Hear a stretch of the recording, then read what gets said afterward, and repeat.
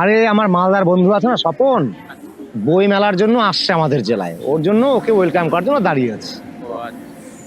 আচ্ছা আমরা শোনো চায়ের দোকানে আছি বুঝলে? আচ্ছা তোমার বন্ধুকে নিয়ে আসো, একসঙ্গে বসে কার্ড দাও। আচ্ছা আচ্ছা আচ্ছা আচ্ছা ঠিক আছে, চলো আমি নিয়ে আসছি ওদের। হ্যাঁ ঠিক আছে।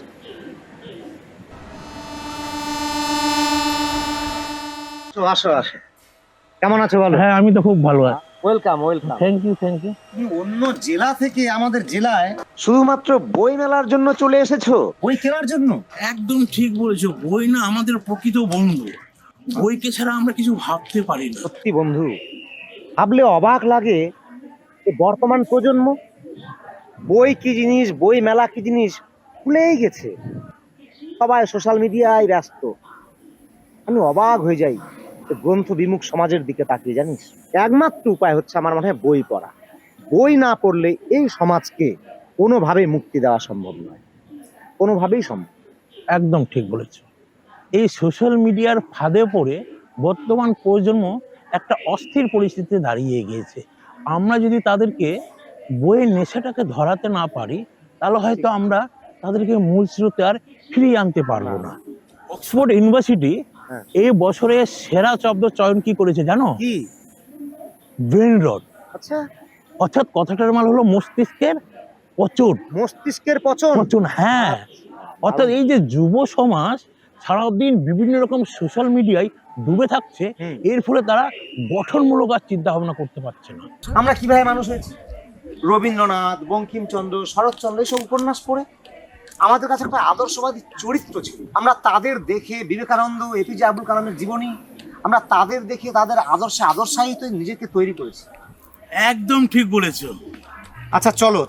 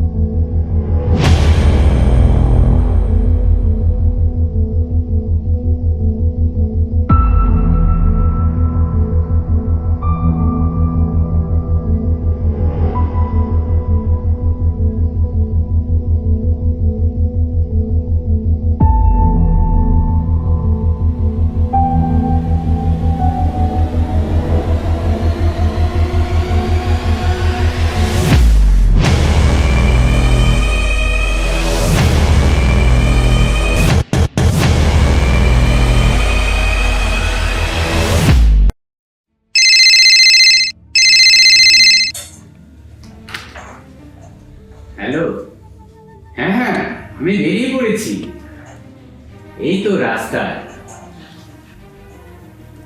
আসছি। তুমি মিথ্যে কথা কেন বললে? কোথায়? এই যে বললে তুমি রাস্তায়। ওরকমটা বলতে হয়, নইলে অফিসে কথা শোনাবে না। তাই বলে তুমি মিথ্যে বলবে? বাবা, একটা কথা ছিল। আর সময় পেলে না? ঠিক আছে, পরে শুনবো। আজ অফিসে যেতে লেট হয়ে যাচ্ছে।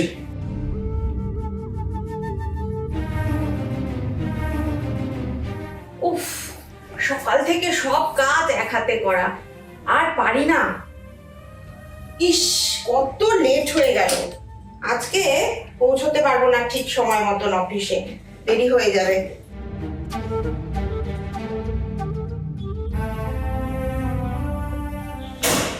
সায়ন, সায়ন, স্কুল থেকে ফিরে সময় মতন খেয়ে নিও, আর ভাইয়ের সাথে দুষ্টুমি করো না। ও হ্যাঁ, সায়ন শোনা, বাবাকে বলে দিও আজকে আমার ফিরতে একটু দেরি হবে। মা, হ্যাঁ, একটা কথা ছিল। আজ একদম সময় নেই বাবা, পরে শুনবো, আমি ফিরে এসে শুনছি।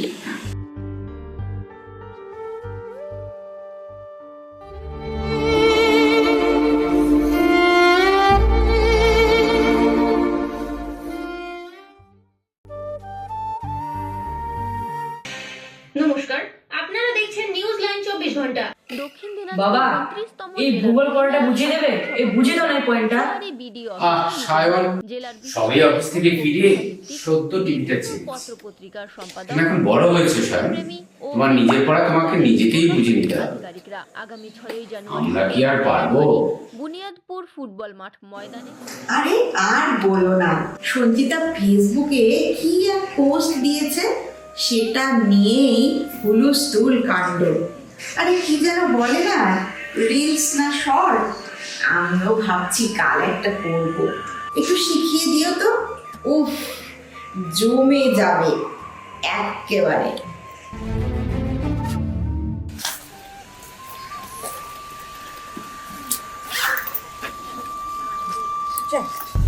ফোনটা মনে হয় বাড়িতেই ছেড়ে আসলাম। দিদি, একটু ফোনটা পাওয়া যাবে? একটা ফোন করতাম।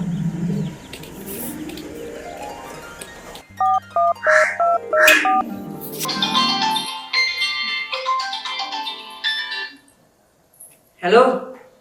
হ্যালো। হ্যাঁ মা, বলো। যাক বাবা, নিশ্চিন্ত হলাম, ফোনটা তাহলে বাড়িতেই আছে। সায়ন, পড়তে বসো বাবা। আচ্ছা, ঠিক আছে ঠিক আছে।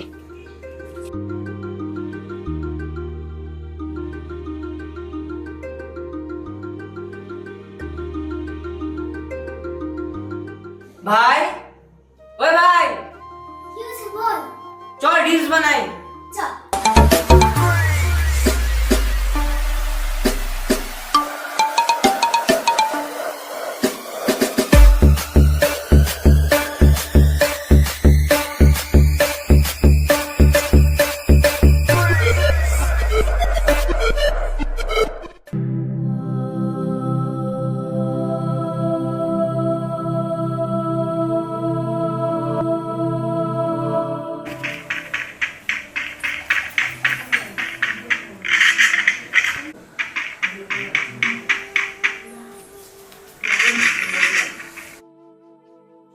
এই, তাড়াতাড়ি চলে আয়, খাবার বেড়েছি, সব খাবার ঠান্ডা হয়ে যাচ্ছে। কখন থেকে আমি ডেকে যাচ্ছি, এতবার ডাকতে হচ্ছে কেন? বারবার বলছি না, দেরি হয়ে যাচ্ছে, তাড়াতাড়ি এসে খেয়ে যা।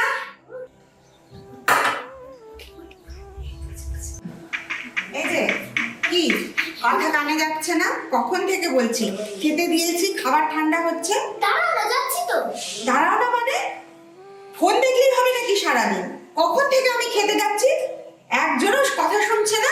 আসুক আজকে বাবা। চল চল, তাড়াতাড়ি চল, সব খাবার ঠান্ডা হয়ে গেল, তাড়াতাড়ি, একটুকু যেন দেরি না হয়। তাড়াতাড়ি খাও। মা, আমাকে মোবাইল দাও। না, কোনো ফোন হবে না। মোবাইল হলে আমি খাবো না। কি, ওদের জ্বালায় না আর পারি না। নে, তোর বাবা আসুক, তারপর দেখ। আমাকে দে দাদা। না, আমি দেখবো। না, আমাকে দাও। না, আমি দেখবো। না, আমি দেখবো। না, আমি দেখবো। চুপ করবি তো না?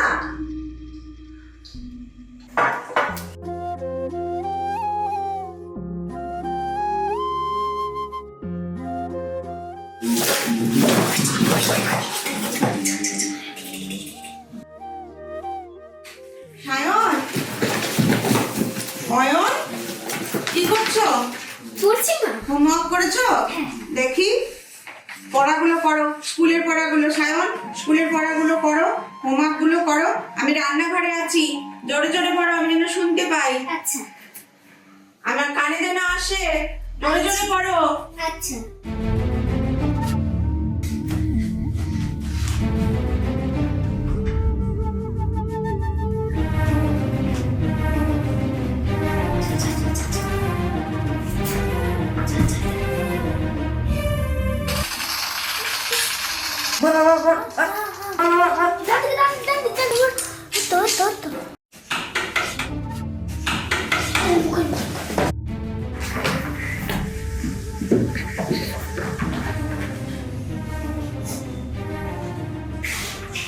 দরজা কেন লক করেছো? হ্যাঁ, দরজা লক করা কেন? হোমওয়ার্ক করতে বলেছিলাম। হোমওয়ার্ক কোথায়? কি এটা? এ দেখছিল? কে দেখছিল? আমি দেখবো। আমিও দেখবো। দেখবো মানে? দেখবো মানে কি? ফোন কেন তোমাদের হাতে? হোমওয়ার্ক করতে বলেছি, পড়তে বসতে বলেছি। না, আমি দেখবো, যাই না।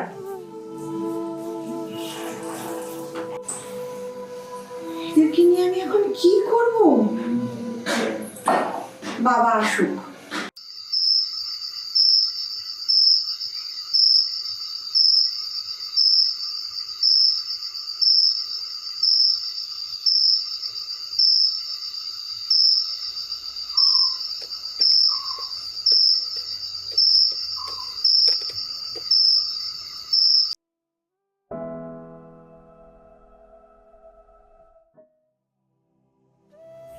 শোনো, সায়নের মোবাইল দেখাটা না একটা নেশায় পরিণত হয়েছে।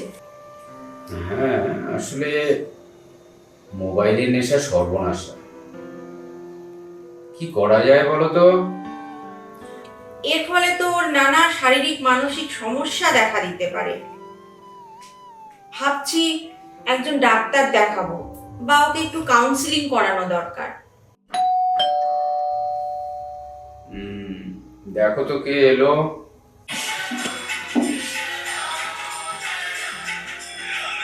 আরে অসীম দা যে, অনেক দিন পর। তারপর বলো, তোমরা কেমন আছো? আমাদের মন ভালো নেই দাদা। কেন, কি হয়েছে? আসলে সায়নটা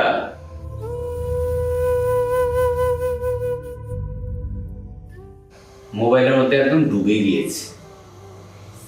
মোবাইল নিতে বারণ করলে আজকাল দেখছি রেগেও যাচ্ছে। তাই ভীষণ চিন্তার মধ্যে আছি।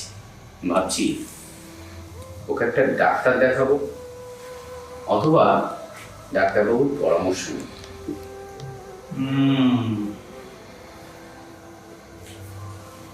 কি হয়েছে দাদা? আরে আমি তো কিছুদিন এই সমস্যাতেই ভুগলাম।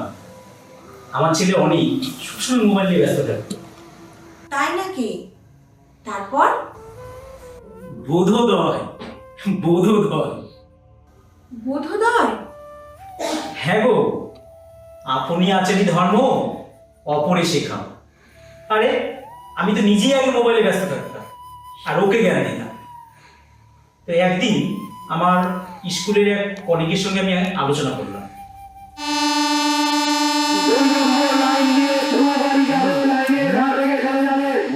তারপর ছেলে কেমন আছে তোমার? আর বলো না, ছেলেকে নিয়ে খুব সমস্যায় আছে। কেন, কি হলো? সবসময় মোবাইল নিয়ে ব্যস্ত থাকে, পড়তে তো বসেই না, কিছু বললে রেগে যাচ্ছে। সবার বাড়িতেই একই সমস্যা। একদম যে আমরা অন্যকে বলি, হ্যাঁ, কিন্তু নিজেরা করি। আগে ওই কোনো প্রবলেম নিয়ে আসলে পরে আমরা মোবাইল ধরিয়ে দিতাম, গুগলে সার্চ করে। তো ওরা ওই গুগল দেখতে দেখতেই নিজেরাও সেই মোবাইলের মধ্যে অ্যাডিক্টেড হয়ে যাচ্ছে। তো এইগুলো আমরা ওই ওদের সঙ্গে থেকে থেকে এই প্রবলেমগুলো এখন সলভ করি। আমরাও বই পড়ছি, ওরাও ওদের ওই, আমরাও পড়ছি, তাহলে ওই কালচারটা তৈরি হচ্ছে। এই করে দেখলাম একটা আমূল পরিবর্তন চলে এলো, এবং সেটাই কন্টিনিউ করে যাচ্ছে। তাতে করে লাভবান হয়েছি, এটা অ্যাপ্লাই করে দেখতে পারিস। আমিও তো এমন করতাম। তারপর আবার কি, আমিও অনেককে সময় দিতে শুরু করলাম, ওর ছোট ছোট চাওয়া পাওয়াগুলি পূরণ করলাম। বেশ। আর আগের মতন মোবাইল দেখে না, খুব প্রয়োজন পড়লে দেখে, কিন্তু এখন সে অনেক ভালো আছে। হ্যাঁ দাদা, একদম ঠিক বলেছেন, একদম মিলে যাচ্ছে। একদম তাই। মোবাইলের অতিরিক্ত ব্যবহারে চোখের ক্ষতি, মাথা ব্যথা, বিভিন্ন রকম মানসিক সমস্যা, এইসব খবর আমরা সংবাদ মাধ্যমে প্রায় পড়ি। ছোটদের তো এইসব থেকে আমাদের বাঁচাতে হবে। হয়তো তারাও এইসব থেকে বেরিয়ে আসতে চায়। আমাদের উচিত তাদের সাহায্য করা, তাদের বইয়ের প্রতি ভালোবাসাকে বাড়িয়ে তুলতে হবে। বিভিন্ন ধরনের আউটডোর গেমস খেলার প্রতি তাদের উৎসাহিত করতে হবে। আসলে আমাদের সম্পর্কগুলোকে নিয়ে নিচ্ছে মোবাইল। তাই এখন সব থেকে বেশি প্রয়োজন মোবাইলকে একটু দূরে সরিয়ে রেখে সম্পর্কগুলোকে আরো বেশি করে কাছে টেনে নেওয়া দরকার। এই তো ঠিক বুঝেছো তোমরা। আচ্ছা, তোমাদের ছেলেদের একটু ডাক দাও তো। এসো এসো, বসো। কি সাহেব বাবু, কি হয় বাবু? আচ্ছা, তোমাদের বাবা মা যদি তোমাদের সঙ্গে খেলাধুলা করে, তোমাদের সময় দেয়, কোনো কিছু জানতে চাইলে গুগলে দেখে নে, এই না বলে নিজেরাই যদি সাহায্য করে, তাহলে তো তোমরা আর মোবাইল নিয়ে সবসময় পড়ে থাকবে না। পড়াশোনার বিষয়গুলো একটু একটু দেখবো, কিন্তু যদি ওরা পাশে থাকে তাহলে সেটাও লাগবে না। বাবা মা তোমরা এরকম করবে তো? নিশ্চয়ই করব। করবো বাবা। চলো আজই আমরা বই মেলায় যাবো। ইয়ে!